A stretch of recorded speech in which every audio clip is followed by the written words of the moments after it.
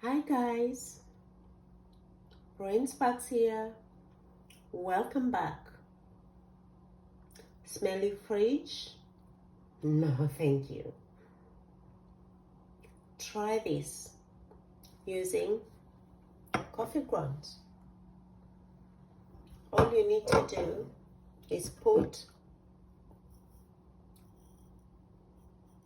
some dry coffee grounds in a small container, just like that. Place the container in the fridge.